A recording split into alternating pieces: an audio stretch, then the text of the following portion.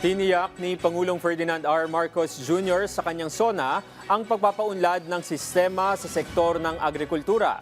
Ito'y sa pamamagitan ng pamamahagi ng mga makinarya at suporta sa mga magsasaka. Silipin yan sa sentro ng balita ni Jezreel Kate Lapizar. Sa talumpati ni Pangulong Ferdinand Marcos Jr., nabanggit nito ang mga hakbang upang mapalakas pa ang sistema ng agrikultura ng bansa upang masiguro ang sapat na supply ng pagkain at mapababa ang presyo nito para sa lahat. Nabanggit niya rin ang patuloy na suporta para sa mga magsasaka sa mga infrastruktura, mekanisasyon at pamamahagi ng mga farm inputs. Ikinatuwa ito ng mga magsasaka sa Paway, Ilocos Norte. Agyaman kami una ikini apo PBBM ta nabanggit na digitay may panggap ka digitay machineries kada inputs ti para kada kami agtaltalon ket nagsaya at thank you po apo PBBM may katalong taon sa tanwa mga adda madamdamag nga adda may irrigation kada iti Paway pero until now mupay.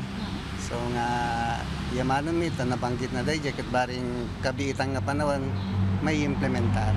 Umaasa sila na susunod namang mabibigyan ng pansin ang mataas na presyo ng abono at mababang presyo ng palay. Dito talaga nga ti marik na ti farmer. Dito kinangin na ti inputs, ganagan, fuel, presyo ko mati irik. Ore ko mano kasi nga nangina mo ti inputs, no ingina damo ko madali irik. Sinan makaabot kami mabasit nga farmer.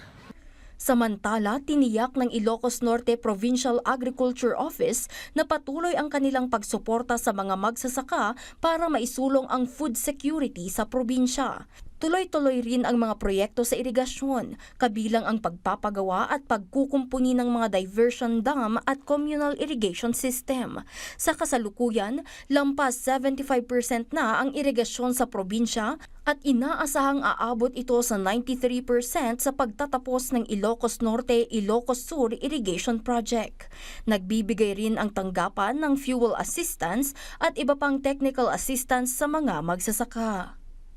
Marami po kasi kaming assistance to farmers to boost their production. So we are giving agricultural inputs from planting materials, post-harvest production, and of course dun sa marketing. So in Ilocos Norte we are food secure. Jezreel Kate Lapizar para sa Bayan.